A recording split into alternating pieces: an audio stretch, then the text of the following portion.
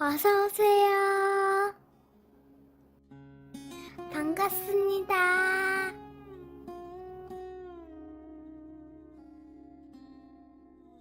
안녕하세요. 저는 10년차 전업 투자를 하고 있는 40대 중반 유부남입니다. 처음에는 깡통도 여러 번 차고 힘든 순간들이 많았지만 지금은 나름 자리도 잡아서 제 개인 사무실에서 주식 매매도 하면서 다른 업무들도 보고 있습니다. 이런 저에게는 힘든 시간을 같이 이겨내주고 응원해준 10살이나 어린 아내가 있습니다. 그래서 지금은 그 누구보다 잘 해주려고 항상 노력하고 있습니다. 그런 아내에게 초중고 동창인 아주 친한 친구가 있습니다. 아내와 연애할 때부터 지금까지 여러 번 만났던 아내 친구입니다. 이쁘고 몸매도 좋은 그런 친구였지만 저는 그다지 좋아하지 않았습니다. 항상 저를 보면서 자기 남친은 아우디 타네, 벤츠를 타네 그러면서 저를 비교하였고 본인이 이쁘고 남자들이 잘 따른다는 것을 잘 알기에 그만큼 싸가지도 없었습니다. 항상 아내에게도 본인이 무언가 필요할 때만 연락하던 그런 친구였습니다. 그래서 저 친구와 왜 계속 연락하면서 지내냐고 물었지만 아내는 괜찮다면서 원래 저러는 친구라며 그냥 웃고 넘겼습니다. 하지만 저는 저와 제 아내를 무시하는 것 같아서 그 친구 이야기가 나오면 항상 기분이 안 좋았습니다. 그것을 아내가 알았는지 어느 순간부터는 저와 같이 보는 자리를 안 만들고 저한테도 그 친구에 대해서 이야기를 꺼내지 않았습니다. 정말 가끔 제가 그 친구에 대해서 안부를 물으면 그냥 잘 지낸다고 말해주는 것이 전부였습니다. 주말에 아내와 데이트를 하려 외출하던 중이었습니다. 아내 얼굴이 너무 어두워 보여서 계속 무슨 일 있냐고 말해보라고 하였지만 아무 일도 없다며 제 질문을 회피하는 것 같았습니다. 아무 일도 없다면 다행이지만 혹시라도 있으면 고민하지 말고 다 말해달라고 하고서는 더 이상 묻지 않았습니다.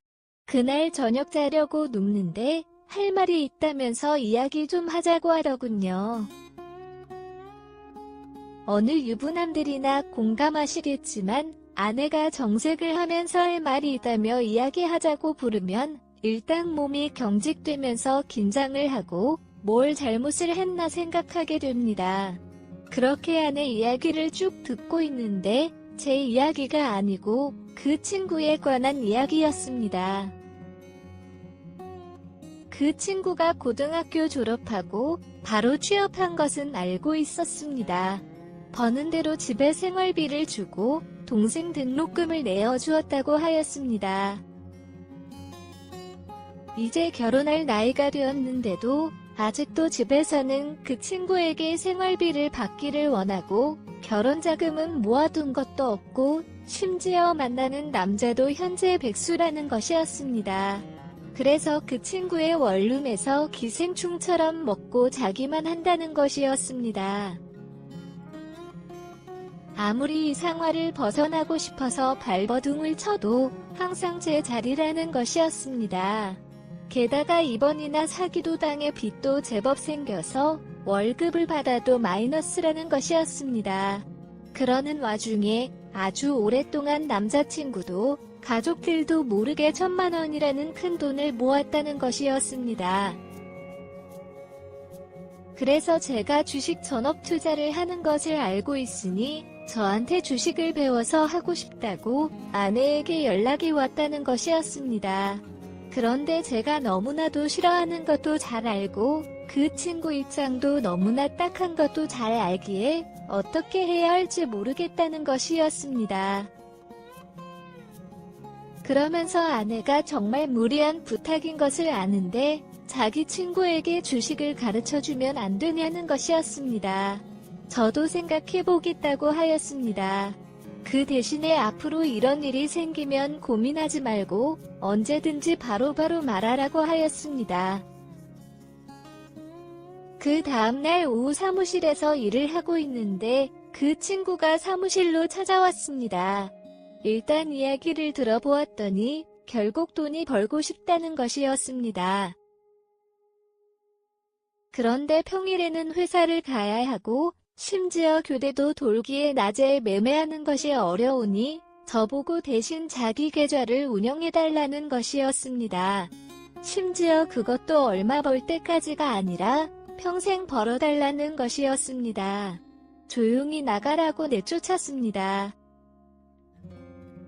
얼마 안 지나서 아내에게 전화가 왔지만 상황을 듣고 난 후에는 잘했다면서 전화를 끊었지만 목소리를 아주 씁쓸했습니다.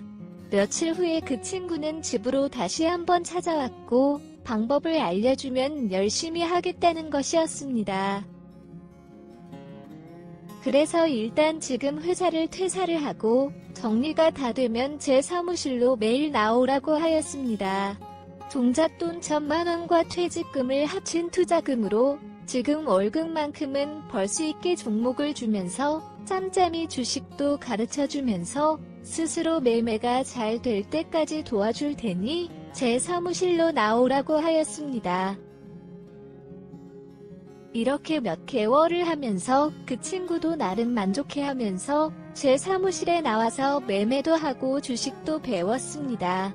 그런데 어느 날부터 아무 말도 없이 출근도 안 하고 매일매일 와서 계좌와 매매한 내역도 보여주더니 안 보여주기 시작하는 것이었습니다.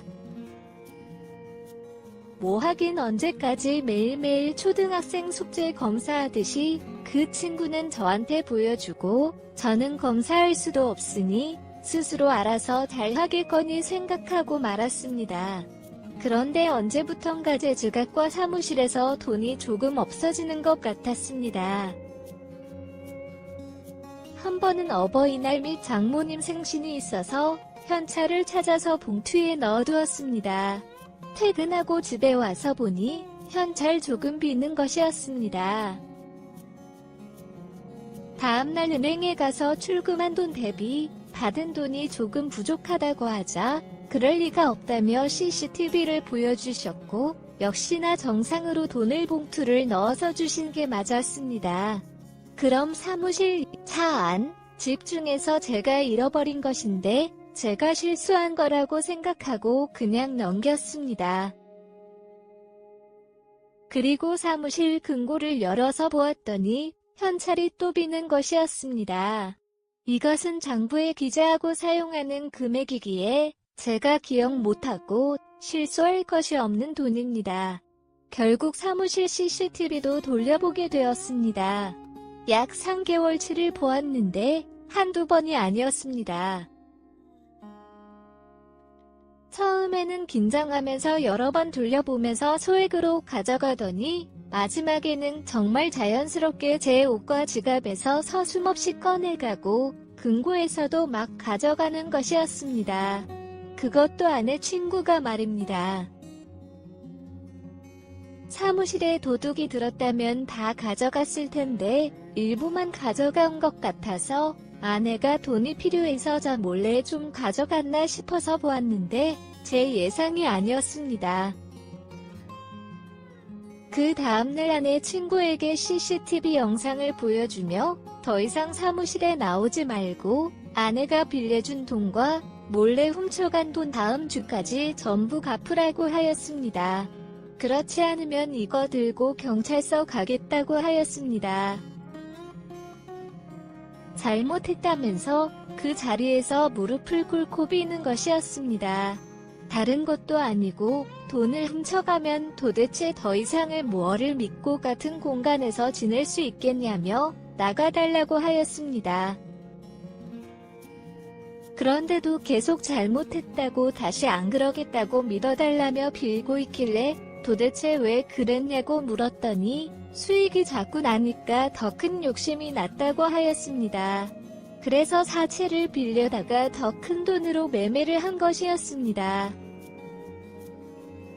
그러다 보니 조금만 빠져도 더 빠지면 복구를 못할까봐 기다리지 못하고 손해보고 팔고 이자를 내야 되니까 수익 나기 전에 손해보고 팔고 수익 중일 때는 더 크게 수익을 낼 종목도 이 수익도 못 먹을까봐 일찍 팔아버린 것이었습니다. 그러면서 원래 투자금과 그동안 수익이 나면서 늘어난 투자금은 이미 바닥을 찍은 지 오래됐고 사채에 빌린 돈도 약 40 정도 잃은 상태였습니다. 그러다 보니 제 돈에도 손을 대기 시작한 것이었습니다.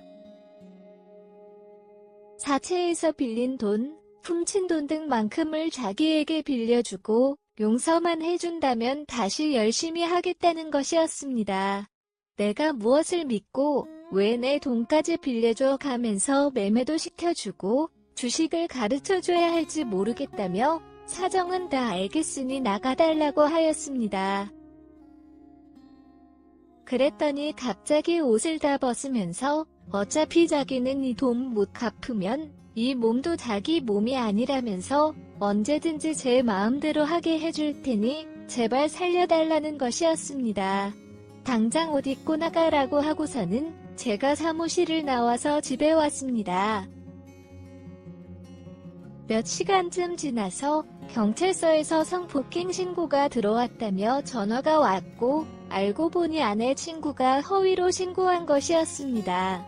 몇 시간의 조사와 몇 번의 경찰서 방문과 사무실 CCTV 제출하고 나서야 무죄로 밝혀졌습니다. 아내도 모든 사실을 알고 나서야 치가 떨린다면서 그 친구와는 연을 끊었습니다. 아내가 무고죄로 신고하라는 것을 제가 더 이상 엮이고 싶지도 않다며 하지는 않았습니다. 통해 들은 소식으로는 아직도 여기저기 돈을 빌려서 주식이랑 비트코인을 한다는 이야기는 들었습니다.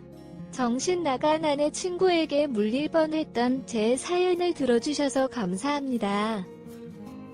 구독과 좋아요 꾹꾹 눌러주세요. 꾹꾹. 알림 설정도 꾹꾹 눌러주세요.